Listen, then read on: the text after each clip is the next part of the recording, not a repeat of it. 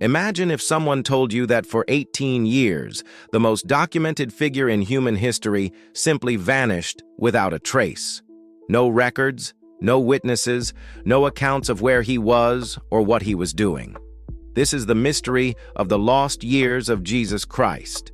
At age 12, we see him in the Temple of Jerusalem, astounding religious scholars with his wisdom. Then silence. Complete, baffling silence until he reappears at age 30 to begin his ministry. 18 years of absolute mystery surrounding the man who would change the course of human civilization. Tonight, we're going to investigate this enigma like detectives examining a cold case. We'll explore the theories, examine the evidence, and try to solve one of history's greatest puzzles. Because when Jesus finally emerges from these hidden years, he possesses knowledge, wisdom, and abilities that seem impossible for a village carpenter from Nazareth. The mystery begins with a simple question. What could explain the dramatic transformation from the 12-year-old boy in the temple to the 30-year-old teacher who spoke with unprecedented authority? The Gospels give us no clues, but they do reveal something startling about the man who emerged from those silent years. Jesus demonstrates familiarity with philosophical concepts unknown in first-century Palestine. He shows understanding of meditation techniques, healing practices, and spiritual disciplines that wouldn't be formally documented in Jewish tradition for centuries. He speaks of karma-like principles, reincarnation concepts, and universal spiritual truths that sound remarkably similar to Eastern philosophy. Most puzzling of all, he performs healing miracles using methods that closely resemble practices found in ancient India and Tibet. Laying on hands, focusing spiritual energy, even using mud and saliva in ways that mirror Ayurvedic medicine. Where did he learn these techniques? The first theory that attempts to explain these mysteries is perhaps the most controversial, that Jesus traveled to India during his lost years. This isn't some modern New Age fantasy. It's a theory supported by ancient texts, archaeological evidence, and centuries-old traditions. In the late 19th century, Russian explorer Nicholas Notovich claimed to have discovered ancient manuscripts at the Hemis Monastery in Ladakh, Tibet. These texts, allegedly dating back to the 1st century, tell the story of a young man named Isa, who traveled from Palestine to India around age 14. According to these manuscripts, Isa studied with Buddhist monks and Hindu masters for 16 years before returning to his homeland. The details are remarkably specific. The texts describe how Isa learned Sanskrit, studied the Vedas, and mastered meditation techniques in various ashrams across India. They claim he spent time in Jagannath, Rajgir, Benares, and other sacred cities, absorbing the wisdom of the East before returning to Palestine with revolutionary spiritual insights. Skeptics immediately attacked Notovich's claims, saying he fabricated the entire story. But here's where it gets interesting. Multiple other explorers, including Swami Abhedananda and Nicholas Roerich, later claimed to have seen similar manuscripts in Tibetan monasteries. Even more intriguing, they reported that local monks spoke of these traditions as ancient knowledge passed down through generations. The Hemis Monastery texts describe Isa's teachings in India, and they're remarkably similar to statements Jesus would later make in Palestine. The emphasis on love, compassion, non-violence, and the unity of all people under one divine Father echoes throughout both traditions. Could this be coincidence or evidence of genuine historical connection? But the India theory faces serious challenges. Travel from Palestine to India in the 1st century was extremely dangerous and expensive. The journey would have taken months through hostile territory controlled by various warring kingdoms. How could a teenage carpenter's son from a modest family afford such an expedition? And why is there no mention of this monumental journey in any contemporary Palestinian sources? Some researchers have proposed a different route, that Jesus may have traveled with merchant caravans along the Silk Road. The spice trade was already well established by the 1st century, and caravans regularly traveled between the Mediterranean and Asia. A young man seeking spiritual wisdom might have worked his way east, trading labor for passage and learning from the diverse spiritual traditions he encountered along the way. This theory gains some support from archaeological evidence. Excavations along ancient trade routes have revealed cultural mixing that was far more extensive than previously believed. Greek, Roman, Persian, Indian, and even Chinese influences can be found in artifacts from this period. If goods and ideas were traveling these routes, why not spiritual seekers as well? Another compelling theory suggests Jesus may have traveled to Egypt, following a well-established tradition of Jewish mystics seeking wisdom in the land of their ancestors' bondage. Egypt in the 1st century wasn't just the Egypt of the pharaohs. It was a cosmopolitan center of learning where Greek philosophy, Jewish mysticism, and ancient Egyptian wisdom traditions blended together. Alexandria housed the greatest library in the ancient world, along with thriving communities of Jewish scholars, Greek philosophers, and Egyptian priests. The city was also home to the Therapeutae, a mystical Jewish sect described by Philo of Alexandria as monks who practiced healing, contemplation, and ascetic disciplines, remarkably similar to practices Jesus would later demonstrate. Could Jesus have spent his lost years studying with the Therapeutae? The parallels are striking. Like Jesus, they emphasized healing the sick, caring for the poor, and seeking direct communion with God through prayer and meditation. They practiced communal living, shared possessions, and rejected material wealth, all principles that Jesus would later advocate. The Egyptian theory also explains another mystery: Jesus' apparent familiarity with advanced healing techniques.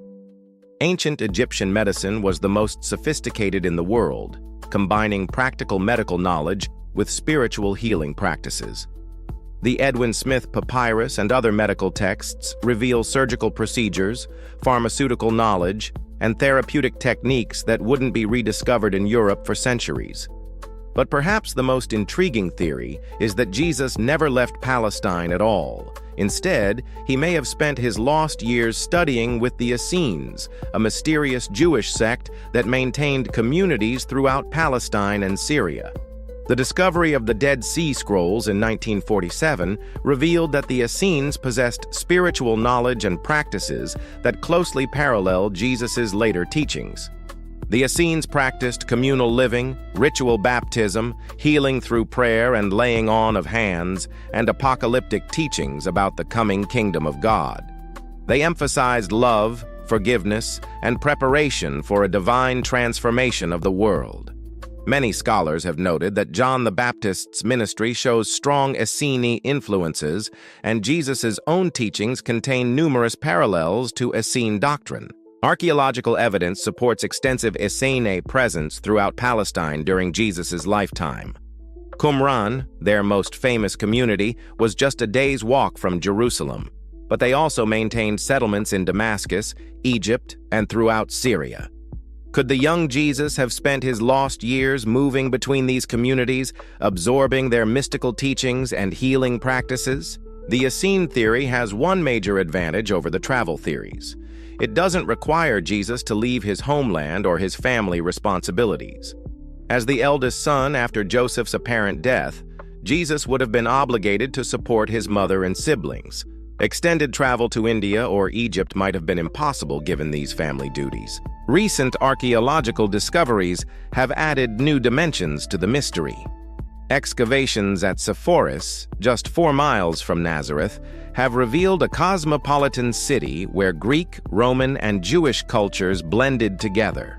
If Jesus worked on construction projects there during his teens and 20s, he would have been exposed to diverse philosophical and religious traditions without ever leaving Galilee. Sepphoris featured a theater where Greek dramas were performed, bathhouses where Roman and Jewish customers mingled, and marketplaces where merchants from across the Mediterranean traded goods and ideas.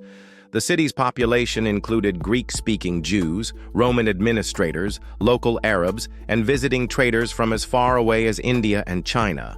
This multicultural environment could explain many puzzles about Jesus' later ministry.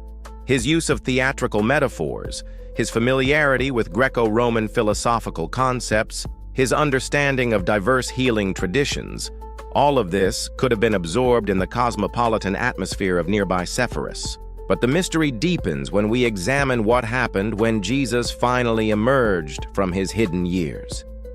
His first public act was to seek baptism from John the Baptist, a ritual that wasn't part of mainstream Jewish practice. Where did he learn about the spiritual significance of baptism? John's practices show strong connections to Essene traditions, but they also contain elements found in mystery religions throughout the Mediterranean. The voice from heaven that declared Jesus, my beloved Son, at his baptism, used language that appears in various mystery traditions. The idea of divine sonship achieved through spiritual initiation was common in Egyptian, Greek, and Persian religions. Had Jesus encountered these traditions during his lost years? When Jesus began teaching, his methods were unlike anything seen in mainstream Judaism. He spoke in parables, a technique more common in Eastern traditions than Western ones. He emphasized direct spiritual experience over ritual observance, universal love over tribal loyalty, and inner transformation over external conformity. These emphases appear in various forms throughout Asian spirituality. His healing miracles also demonstrate techniques that parallel practices found in India and Tibet. The laying on of hands, the focus on faith and consciousness, the use of natural elements like mud and saliva, all of these appear in traditional healing systems from South Asia, yet they're virtually unknown in first-century Palestinian medicine. Perhaps most intriguingly, some of Jesus' sayings closely parallel statements found in Buddhist and Hindu texts. His emphasis on loving one's enemies, turning the other cheek, and treating others as you would like to be treated echo principles found in the Dhammapada and other Eastern scriptures. The Golden Rule itself appears in various forms throughout Asian philosophy. Could these parallels be coincidental? Possibly. Universal spiritual truths might arise independently in different cultures. But the specific combinations of ideas, practices, and emphases in Jesus' ministry suggest exposure to traditions beyond those commonly available in first-century Palestine. The mystery is further complicated by later historical accounts. Several medieval and Byzantine sources mention traditions about Jesus' travels to India. The Persian historian al-Biruni wrote about Indian traditions claiming Jesus had visited their land. Marco Polo reported hearing similar stories during his travels through Asia. More recently, investigative journalists and researchers have claimed to find additional evidence. Holger Kirsten and others have argued that ancient graves in Kashmir contain inscriptions referring to Uz Asaf, believed by some locals to be Jesus. They point to local traditions, architectural details, and linguistic evidence that allegedly support Jesus' presence in the region. However, mainstream scholars remain deeply skeptical of these claims. The linguistic evidence is disputed, the archaeological dating is questionable, and the traditions may be much later developments rather than authentic first-century memories. The Kashmir tomb theory, while fascinating, lacks the rigorous evidence needed to convince academic historians. So where does this leave us? After examining all the theories and evidence, we're left with a puzzle that may never be completely solved. The truth about Jesus' lost years probably lies somewhere between the most exotic travel theories and the most conservative stay-at-home scenarios. The most likely explanation may be a combination of factors. Jesus probably remained primarily in Palestine but was exposed to diverse spiritual traditions through the multicultural environment of first-century Galilee. He may have studied with various Jewish sects, including the Essenes. He might have encountered Eastern ideas through traders, travelers, and migrant workers who brought Asian spiritual concepts westward along trade routes. He certainly had access to extensive Jewish mystical traditions that contained healing practices, meditation techniques, and spiritual insights that paralleled developments in other cultures. The Hebrew Bible itself contains mystical elements that could have provided the foundation for his later spiritual achievements. But the mystery remains tantalizing. Why did the Gospel writers completely ignore 18 years of Jesus' life? Was it simply because nothing significant happened? Or were there aspects of his development that early Christians found difficult to explain or accept? Some scholars suggest that the early church deliberately suppressed information about Jesus' lost years because it might have undermined claims about his unique divine nature. If Jesus had studied with human teachers, learned from existing spiritual traditions, or developed his abilities through normal mystical training, it might have seemed to diminish his status as the unique Son of God. Others argue that the silence simply reflects the gospel writer's focus on Jesus' public ministry rather than his private development. Ancient biographies typically ignored childhood and youth unless specific incidents illustrated the subject's later significance. What we can say with certainty is that something extraordinary happened during those 18 silent years. The boy who amazed temple teachers at age 12 became a man whose spiritual wisdom, healing abilities, and revolutionary teachings transformed human civilization. Whether that transformation occurred in the hills of Galilee, the monasteries of Tibet, the libraries of Alexandria, or the caves of Qumran, it produced one of history's most influential figures. The lost years of Jesus remain one of history's greatest mysteries, but perhaps that mystery itself is part of the message. In an age when we demand documentation for everything, when privacy has virtually disappeared, when every moment is recorded and shared, the idea that someone could simply vanish from the historical record for 18 years and then emerge to change the world is both baffling and inspiring. Maybe the real significance of the lost years isn't where Jesus went or what he studied, but what his silence teaches us about the value of hiddenness, contemplation, and private spiritual development. In a world obsessed with publicity and self-promotion, the mystery of those 18 years reminds us that the most profound transformations often happen in secret, away from the crowds and cameras.